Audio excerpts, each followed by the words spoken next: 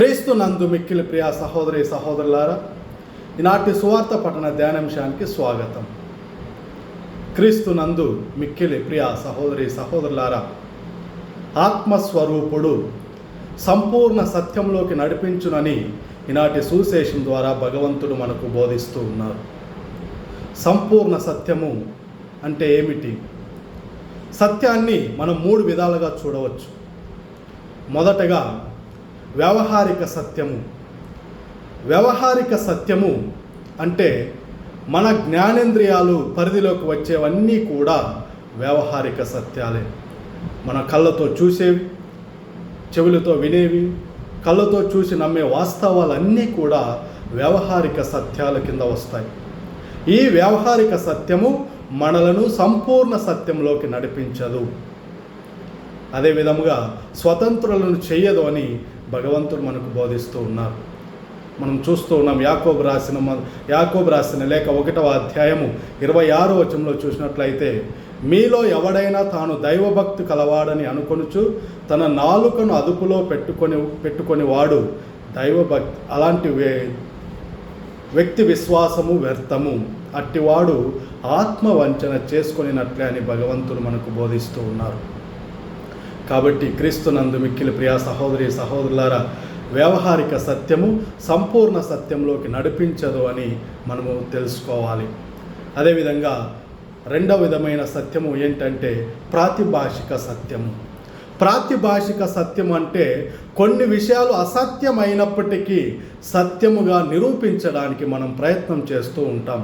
ఉదాహరణ, మన మాటల ద్వారా, మన చేతుల ద్వారా, మన క్రియల ద్వారా అసత్యమైనప్పటికీ అవి సత్యాల నిరూపించడానికి నిత్యము ప్రయత్నం చేస్తూ ఉంటాము.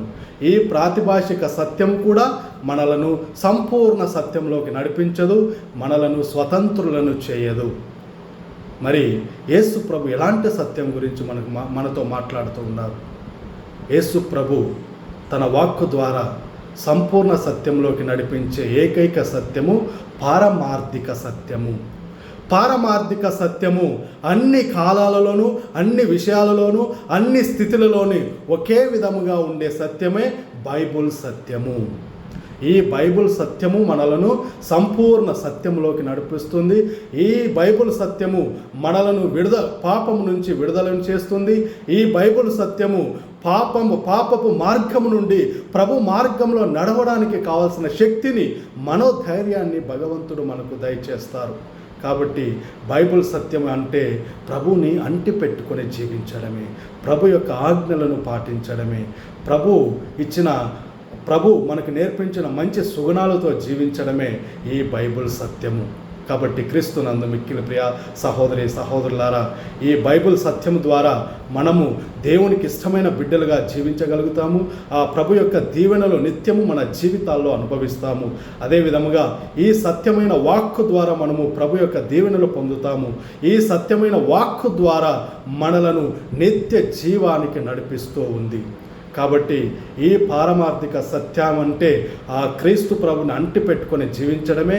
నిజమైన దేవుని కుమారుడు క్రీస్తు ప్రభు అని తెలుసుకొని మరి ఆ బైబుల్ సత్యాన్ని అంటే ప్రభుని అంటిపెట్టుకొని జీవించి ఆ ప్రభు యొక్క దీవెనలు పొందడానికి ప్రయత్నం చేద్దాం. పితా పుత్ర పవిత్ర ఆత్మ నామమున ఆమేన్.